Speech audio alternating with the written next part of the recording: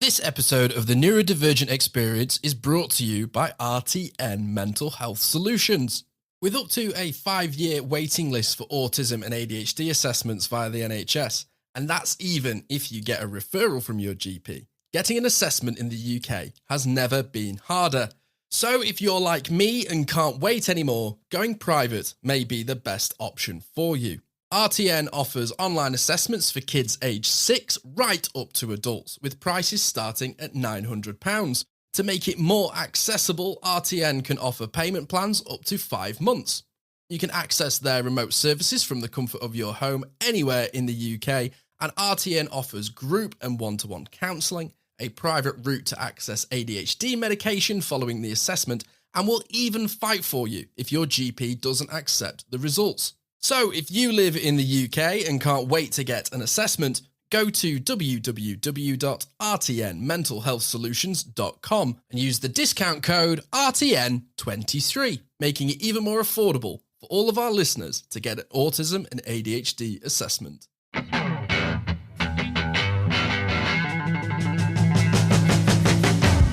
Hello and welcome to the Neurodivergent Experience Podcast. I'm Jordan James, also known as the Autistic Photographer, and I'm joined by my co-host and very best friend, Simon Scott. Hello, and today on the Neurodivergent Experience Podcast, we are talking about how we switch our brains off.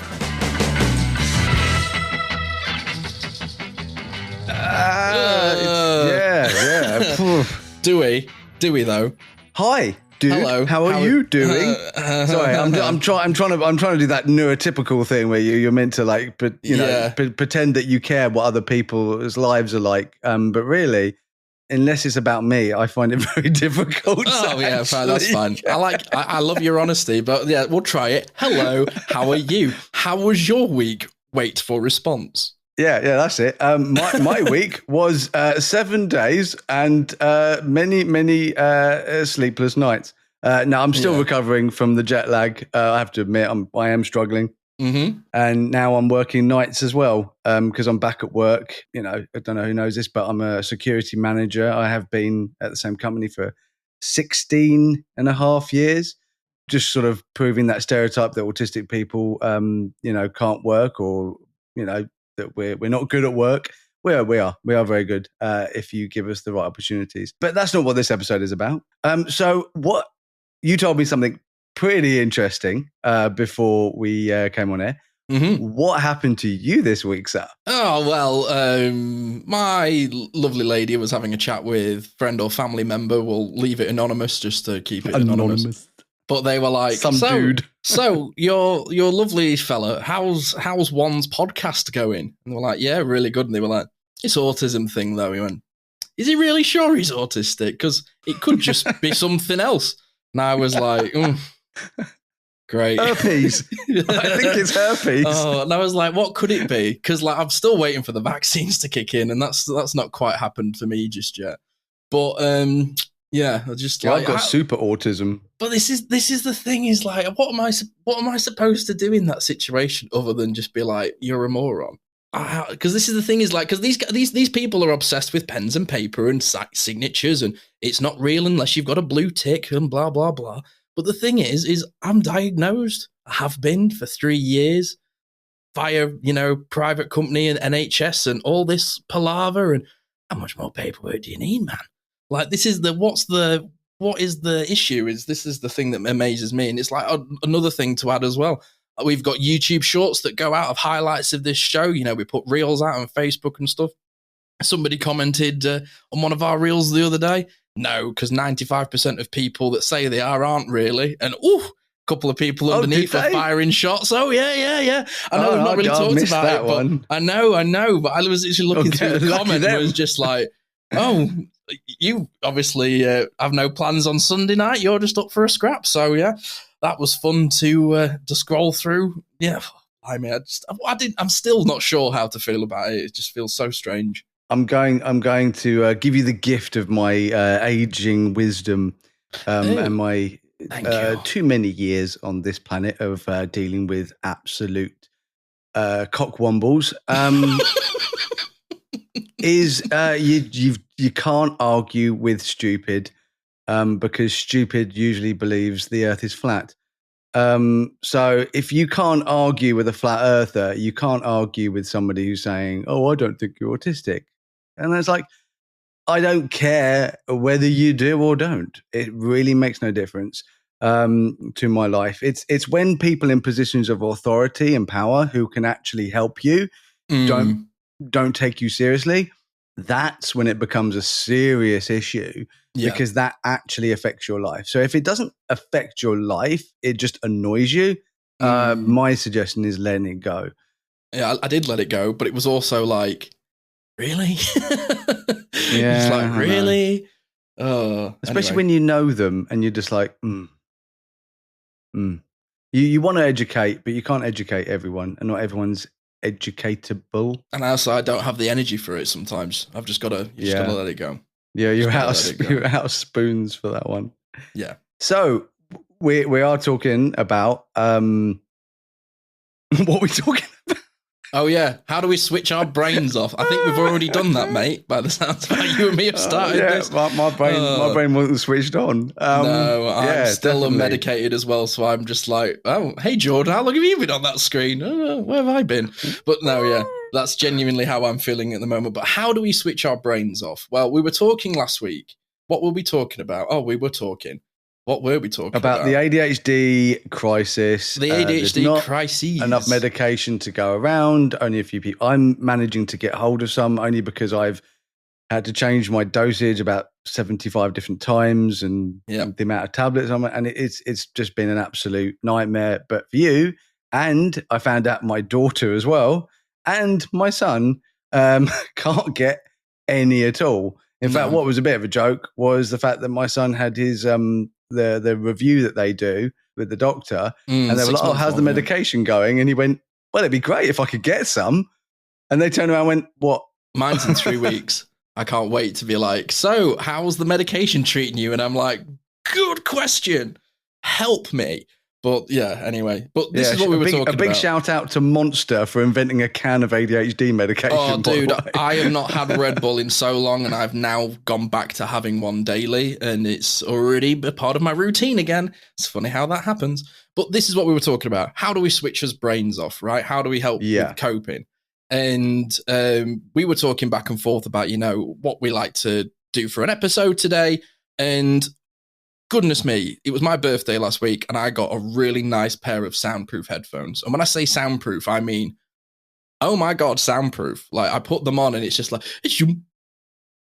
oh, bliss. Oh, it's like that episode in The Big Bang Theory where he puts the headphones on and then Penny and Leonard just absolutely rip the piss out of Sheldon, and he's just sitting there completely oblivious to it. Amazing. When Elon Musk talks about implants, if you can invent one that you can just like go and turn the world off around you, hook me up, Elon. I'm up for it, because soundproof headphones this week.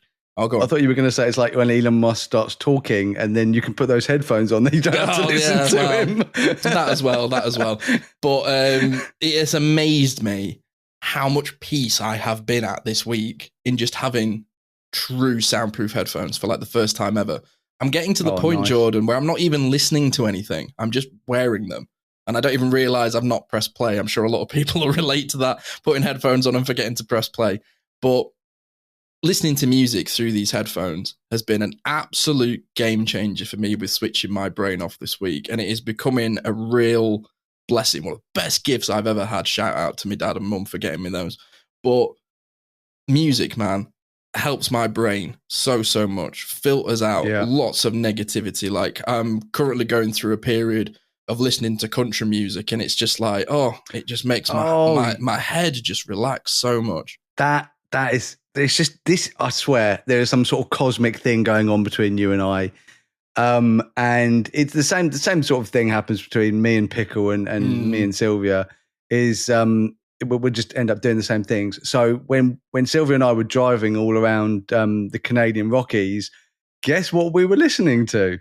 Country music. There's only two kinds of country music. There's only two kinds of music in this country, boy. Country and Western. Yeah. Oh my God, yeah, Love literally. And I'm just like, I'm just listening to just like, Sylvia likes like modern country music, like Taylor Swift and others.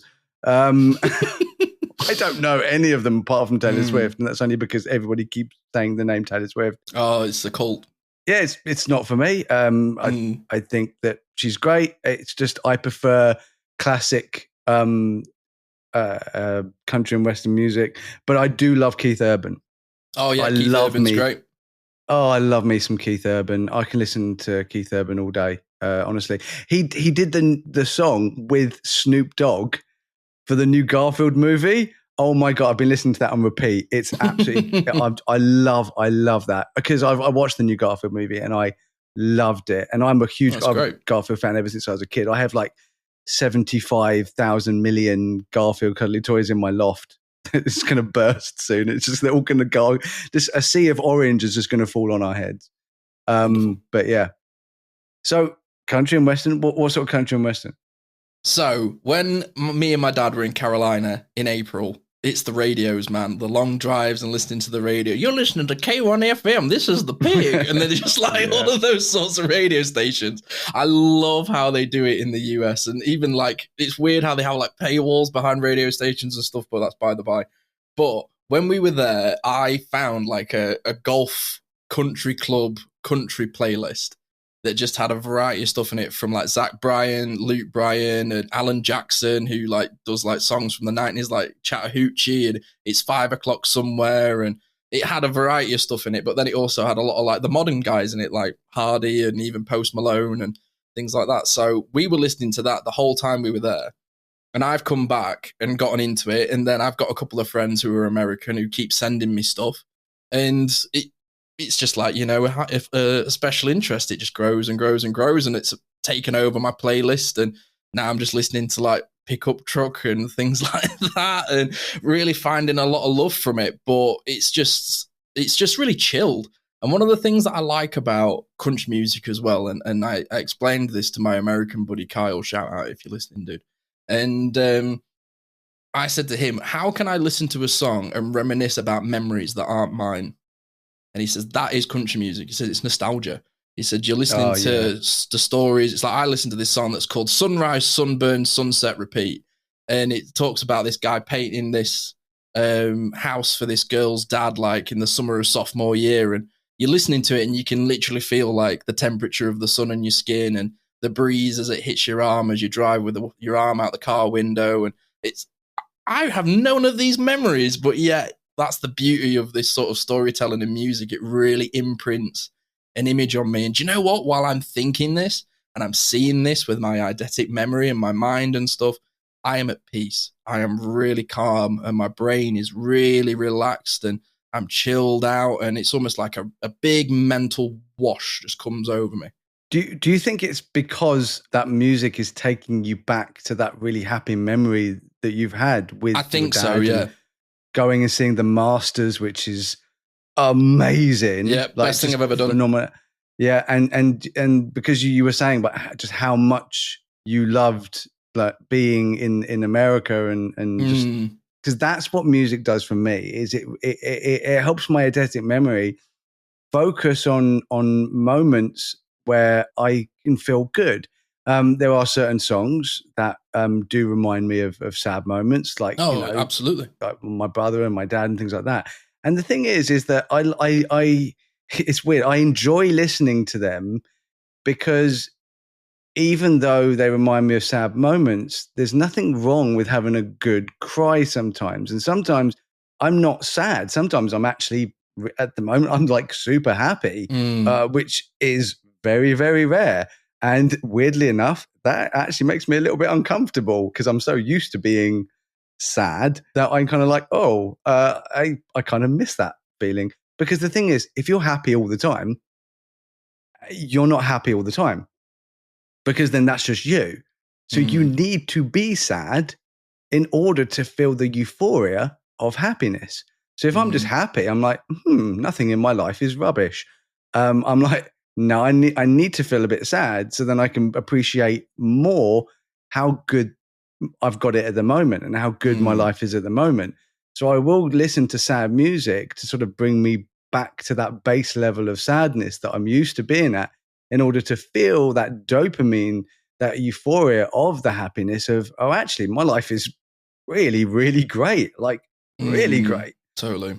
So yeah, that's how I use music, is to really balance my mood out, because it also helps that when I am feeling really, really sad, and when I am really, really stressed out, as we discussed last week, I do my mindfulness in the bath and I listen to Jack Johnson, and the tones soothe me.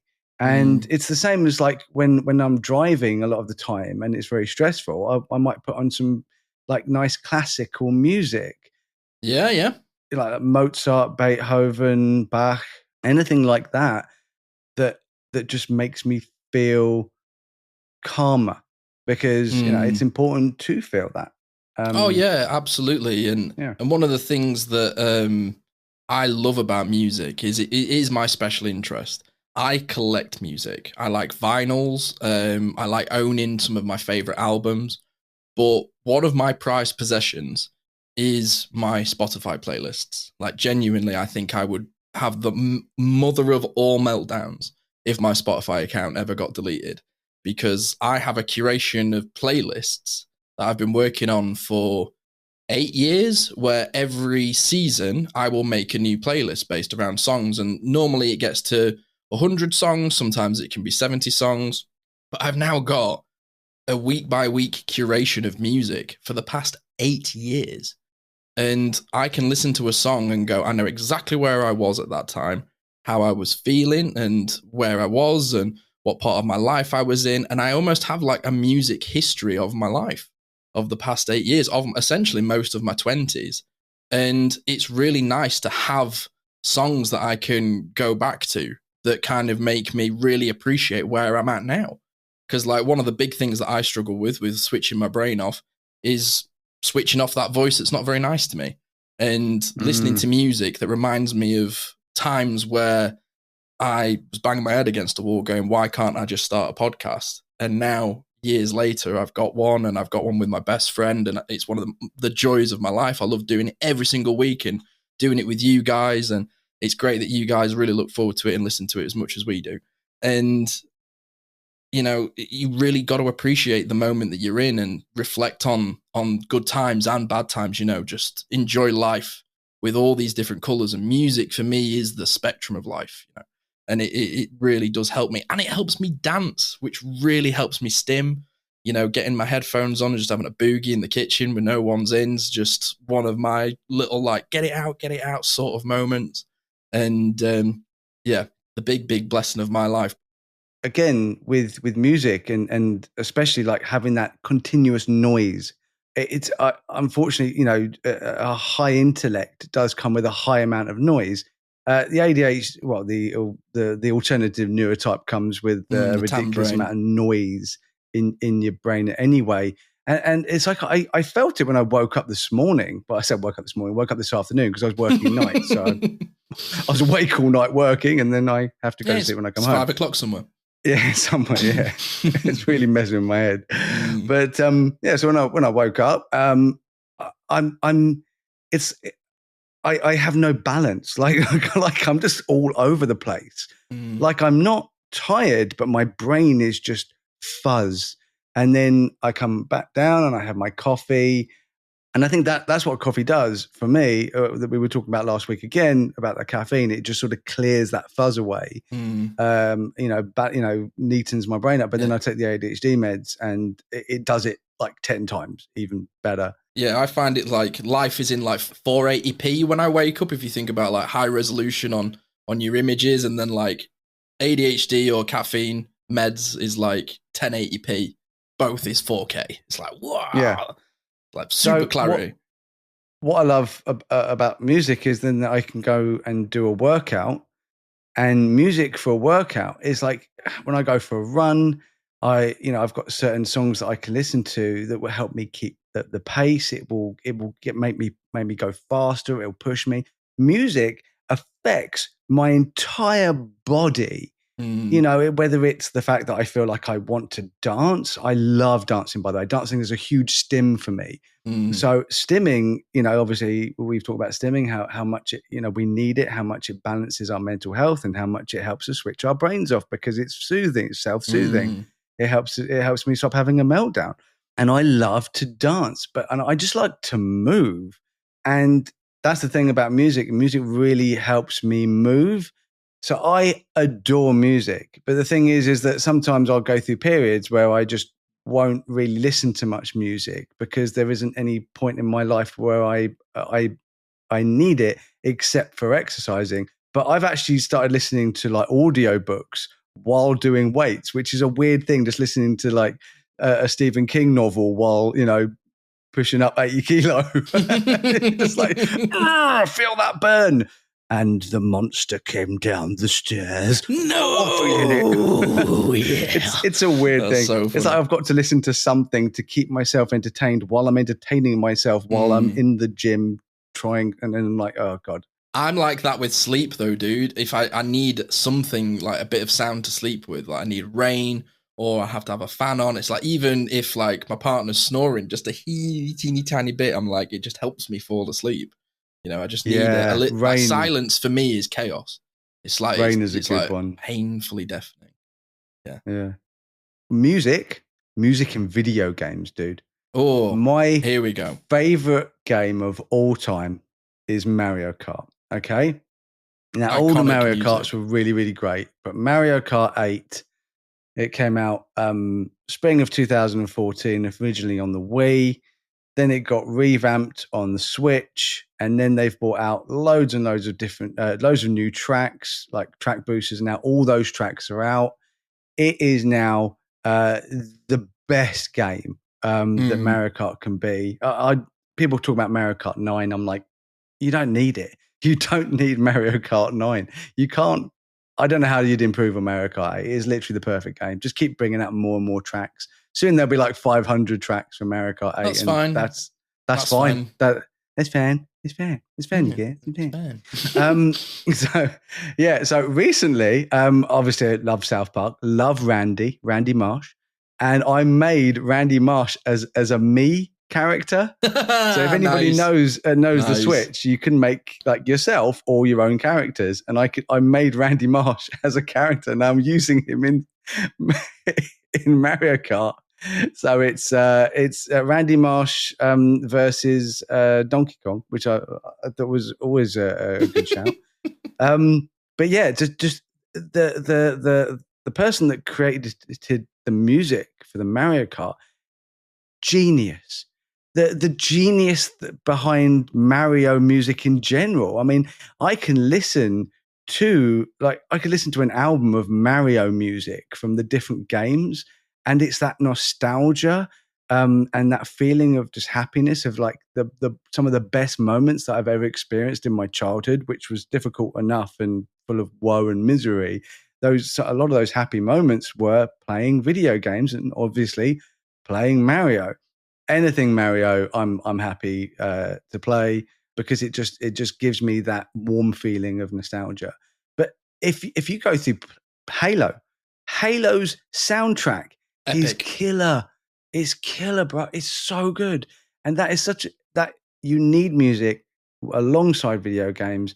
And I have to admit there are certain games where the music makes the game. And one of those games where the music makes the game is Doom, the new Dooms. Yes. Yeah, Doom Eternal, the music is incredible in that game. It's just so good. And why video games are really awesome. It makes hacking and slashing so much better. Yeah.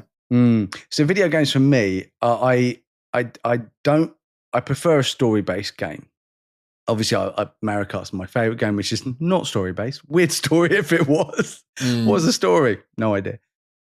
But story-based games by people like Naughty Dog and 2K and obviously Bungie, they've made some incredible games. I think my favorite story game is probably Gears of War. I read all the books for that as well. obviously you got Last of Us, which is maybe the greatest story ever written in a video game. Number 1. Number 2 was terrible. It's now one of the best TV shows ever made as well. Just shows the I'm not sold. Did you not enjoy the show? I thought it was fantastic. No, I enjoyed the show. I did not enjoy the lack of zombies. Yeah, it was zombie-like. I did think the love episode, the homosexual love episode. It's like the homosexual love. The LGBTQ plus episode. I loved it. I loved it. I reckon that's one of the greatest pieces of TV. It's an incredible piece of TV. And it was all based on just a letter that, if you do find it, not everyone finds it, but if you know what you're doing, it's a letter based that you find after Bill is killed. You find his partner, who actually in the game left him because he got so fed up with him. So they changed the story completely, but they made it beautiful. I cried. It was absolutely beautiful. But that's the beauty of video games, is the attention to detail. It's like one of my favorite video games of all time. Also, universally considered one of the best games of all time is The Witcher 3. I've spent maybe 200 hours playing that game. And the attention to detail in it, the world building, the escapism that comes from these really great story-based games helps me switch my brain off. That true escapism, like when I go into the world of The Witcher, and I mean, as an example, right, I got put onto this by somebody else and then found it in the game when I played it. There's a mission where you essentially have to kill a serial killer that's killing loads of people in this town. Everybody kills him without asking questions. Most people online, because when I got the achievement, it was like 3%. It's like, oh, whoa, that's crazy. I asked him a question. Turns out he was a vampire's familiar, then went on a 3-hour mission hunting a vampire across the city. Awesome attention to detail. And that will all come from people playing games. You know, that episode of The Last of Us. Somebody who loves the game will have played that and gone, let's dig into this world. Let's dig deeper. Let's tell some more stories. That's what great games can do. I mean, look at Red Dead Redemption. You just disappear into that world of the Western for months and months and months. If I could, you know, if life wasn't, if life didn't go on, if I didn't have a relationship and a job to keep, all of these sorts of things, I could just disappear into these worlds. So truly. I played so much poker in the original on Red Dead Redemption. Yeah, I played poker in The Witcher as well for hours and hours and hours. 2 a.m. Just playing poker in a bar. I'm not winning anything. It's a video game. You win money within a video game to buy boots. I have been intoxicated in real life, being intoxicated in a game playing poker. Like, I have played poker on The Witcher where he's got a beer in his hand, I've got a beer in my hand, playing poker in The Witcher. That's one of the things that I love about these sorts of worlds, is like the escapism. I mean, at the moment, I'm just playing a horde shooter, which is just endless armies just coming at you and you're just popping them away with random strangers online. That is doing it for me at the moment, but it just helps me switch my brain off, just disappear for a little bit. It is hard to explain to people that don't get the love of video games, because a lot of people kind of see it as childish or something that you shouldn't really do. But as a neurodivergent person who's all ages at all times, video games are a big escape for me, really important part of my downtime. Yeah, hugely. I especially during the winter months where I normally get that, you know, the seasonal depression, because I can't go out and do my photography as much. I can't, just nighttime all the time. I can't go on long walks because I really I hate miserable weather. I really, really do. Especially if I'm just bored of the same scenery every single day. And that's the great thing about video games. You can put on a beautiful video game. And Sylvia, that's why I love my wife, she will sit and she'll watch me play a video game with a story, and she loves it. Not every video game, but you know, there are certain video games, especially those sort of first-person mystery games where you have to go and figure out what happened. So you're sort of walking around like an underground bunker or There's one that's just come out that's based on like an oil rig with aliens that looks really cool. So we're going to give that a go. And it's just that escapism, and she enjoys it just as much as I do, especially when she's really good at like spotting things. She's like, oh, you can pick up that thing over there and maybe you can attach it to that. Like we love these sort of puzzle games. And then she's so smart and she's so good at figuring out these puzzle games where I miss a lot of things. And yeah, together we make a really great video game. Yeah, that sounds it. One of the games that Karis and I have played recently where we were literally shouting at each other, we bought Overcooked 2 for the Switch. Now, I don't know if you guys that are listening to this have played this, but we were like the bear, mate. We were literally going, yes, chef, get the plate to here, chef. Like we were screaming at each other in the house, and Karis literally had to turn it off because she was like, I'm getting too stressed out. This is too much. Really fun game. But like you were saying, watching games, I'm sure a lot of people that are listening to this, I do it as well. I've never played a Resident Evil game in my life, but I have played through every single Resident Evil game because I've watched people on YouTube do it with playthroughs. See, that is a generational thing. I'm a lot older than everyone. I do not understand that. I will never understand that because for me, that's someone else enjoying it. And that's like watching someone else eat.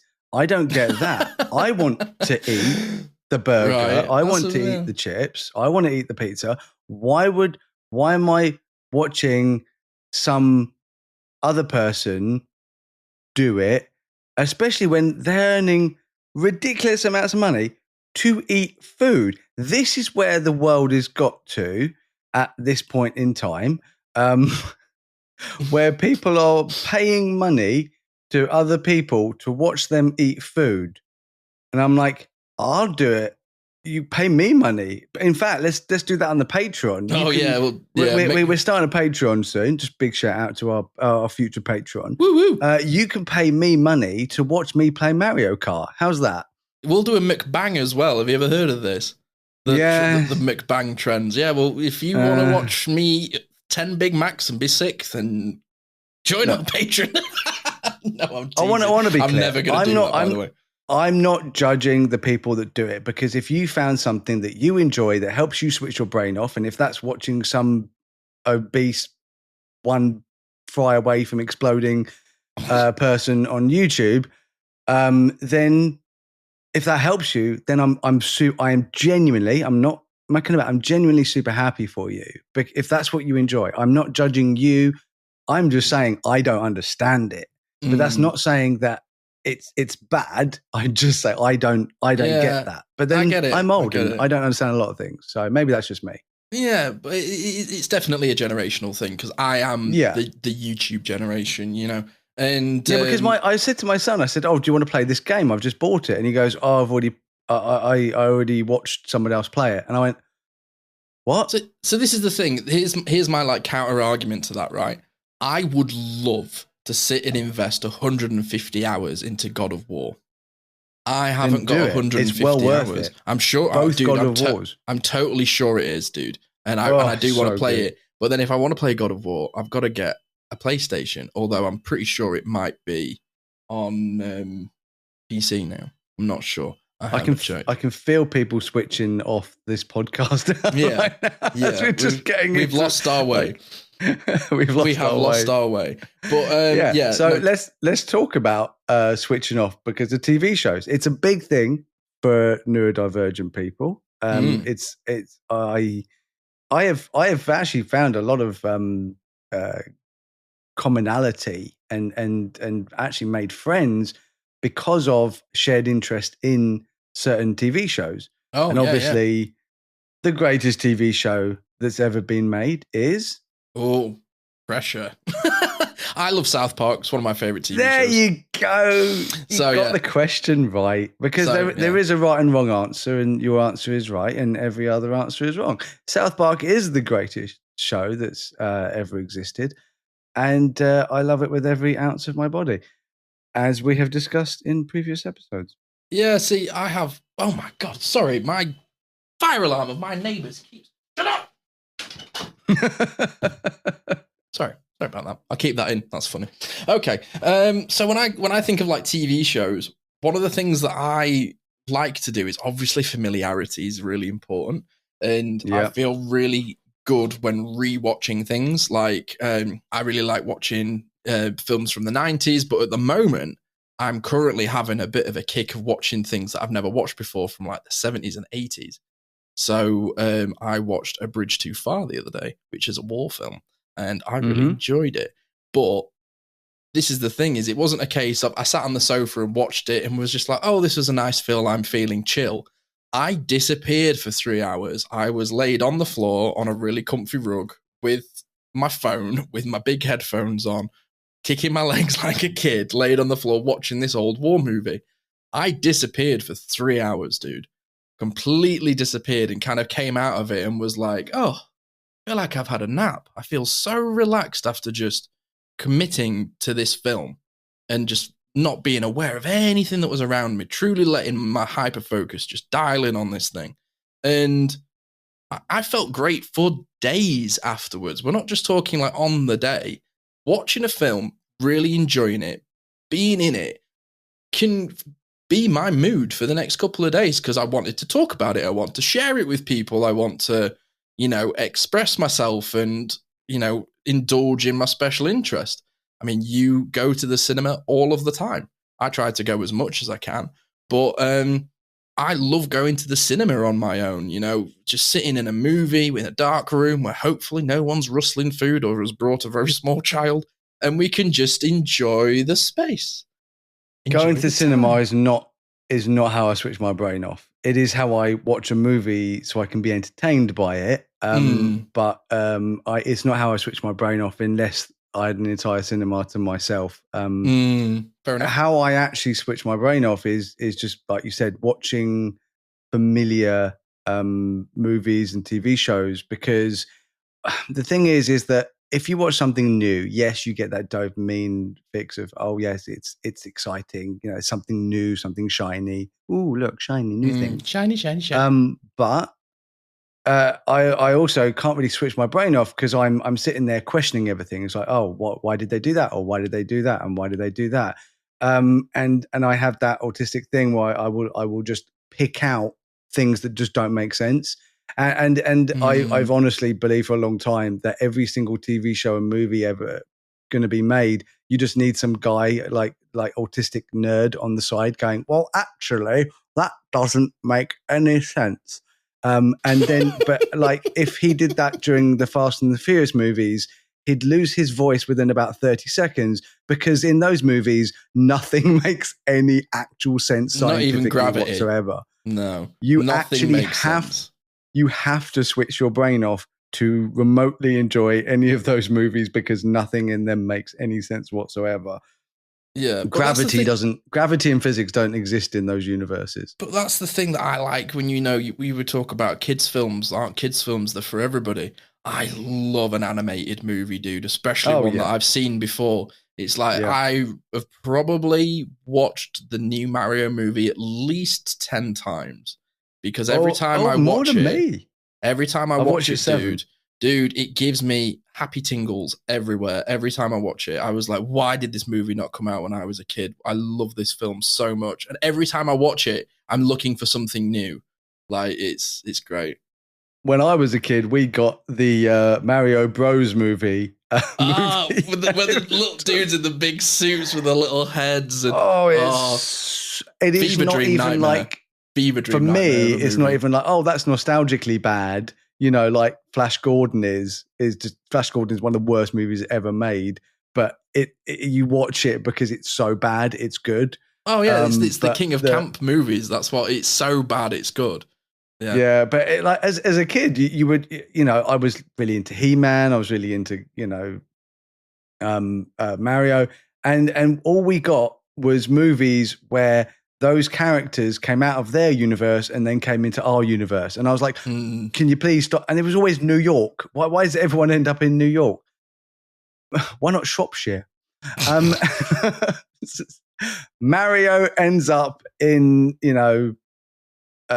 what's the town in Shropshire? I don't know. You're northern, you should know. Oh, yeah, great, thanks. Yeah, it's not even up north.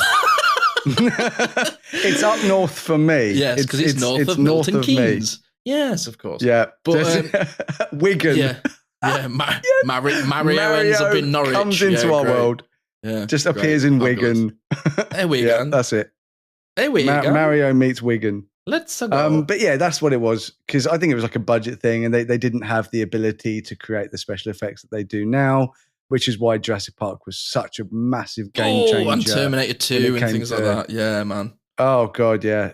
I mean, that's the thing, is that those movies, people might think of them as dated or whatever, but I still go back and I will happily admit this to the world. Apparently, this is the same man who's like, carries cuddly toys around, so I'm not that embarrassed to admit I love a bit of Mary Poppins, and I love a bit of Sound of Music and Bedknobs and Broomsticks. Those sort of classic musicals, and nothing is better than Chitty Chitty Bang Bang.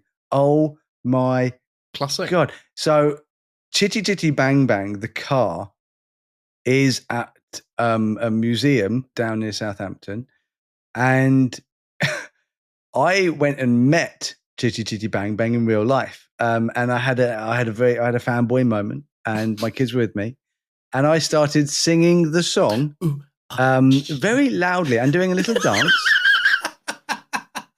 with my kids standing there. And they were in their early teens. I would have just walked away from you. I'm not going to lie. I would have just like. This is what is so great about my kids, is that they were just like, oh, he's happy, because I was sad most of the time. So my kids were like, our little boy is happy. It's like they were the parents and I was the kid in that moment. It's like early teens, and they'd already outgrown me.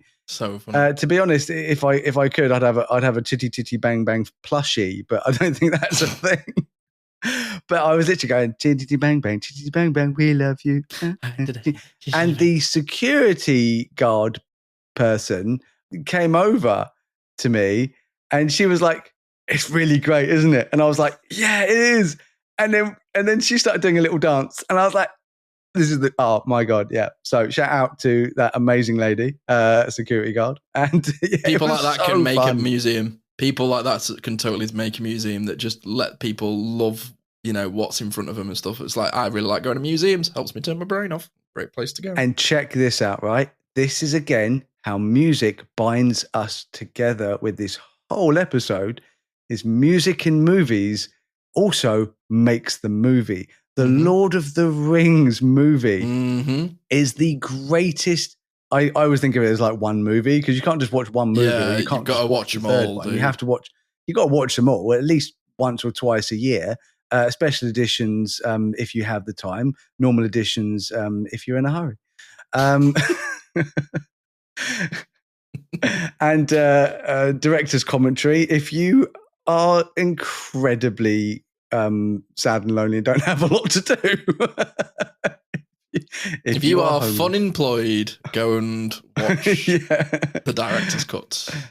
So for anyone out there who is listening, who hasn't switched off and got bored of the fact that we are nerding out over our favorite music, TV shows and movies and video games, just be patient with yourselves, be patient with others when it comes to screen time. And just, it is really important for us to switch off a lot of the time. And I think the more people try and force us to not switch off, the more people who make us feel bad for switching off, the more we need to switch off. So it's like a vicious circle. So I think it's good to give us some space. This isn't for everyone, but it's worth a try, especially parents out there that have kids that are just constantly, because I'm one of them. My son is always playing video games, and it made me worry a lot about his future, especially when he was younger. I got him into video games when he was about 4, because obviously I was into it and I thought we could play together. And I did feel like it was a mistake, because he was so deeply into video games. It did affect his school work and stuff like that. But we've worked through it, and he's still really into video games. We play video games all the time together. Baldur's Gate 3. We are deep into that game. I need to play that one. Oh yeah, it's such a good game. We're deep into that game together because we're doing it together. It's really good father-son quality time. But my son is He's got a full-time job. He's got an economics degree. He's got a 2-1, a very good university. He's got a great new girlfriend, and he's got future plans, and hopefully the little bugger will move out soon, so I can have all my pop characters and He-Man figures and Jordans and basketball jerseys on the. I don't know how that's going to fit all in there. Yeah, you just need a new house. Oh God, yeah, that's it. So if you want to send me money for my new house, I want to keep this house, but I need a new house to put all my stuff in. So that'd be great. Yeah, because there's never enough room. Just never enough room. It's called a storage unit. I don't want that. Yeah, that's my parenting advice. Is just don't worry too much, but also don't just let them do it. Find out what's going on, because a lot of the times, let's be honest, and I know you agree with this, my friend, if a kid is lost in a video game world, it's because they're not happy in the real world. And that's fine in moments, but it can be damaging for if it's over long periods of time. But the other thing you've got to remember is online video gaming is socializing. So if your kid is online and he's talking with other humans, then he or she or they are socializing, which is something autistic people super struggle with. So if they're actually managing to do it, even if it is online, it still counts as socializing, and online friends still count as friends. So, be aware. Here's an example of that. I have a buddy called Josh, who is the boyfriend of my girlfriend's one of her friends. That was convoluted. It was, but I have to give you the facts because I'm autistic. So sod it. Anyway, I'm glad you all appreciate that. So hyper detail, yes, of course. We developed our friendship playing video games because I didn't have to give him eye contact or show him my face. I could just play games and he could hear my voice and we could develop a relationship without overthinking it, because he too is neurodivergent, and now we are really comfortable and chill in front of each other. But I really struggle being in front of people because I don't know what to do with my face. And when I'm gaming online, I don't have to care about what I'm doing with my face because I'm just hanging out. Yeah. So, like I said, don't worry too much, and just try and learn more about it, I guess, without judging it. Or join in. Especially join in. This is why video games are awesome. Right, let's do your quote of the week. Play the trumpets.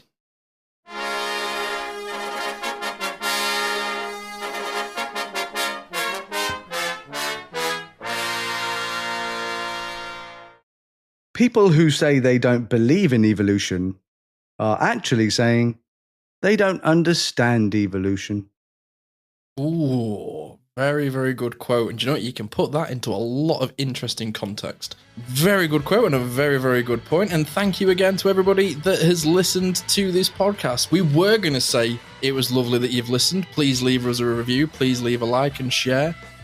But we're not going to say that because obviously demand avoidance. So don't do that. Yeah, don't do it. Don't leave us a review. Don't listen. Don't tell subscribe. Your friends. Yeah, don't subscribe. Turn it it's off. Opposite day. It is. Bye, everybody. Bye. No, see you next week, guys. Bye.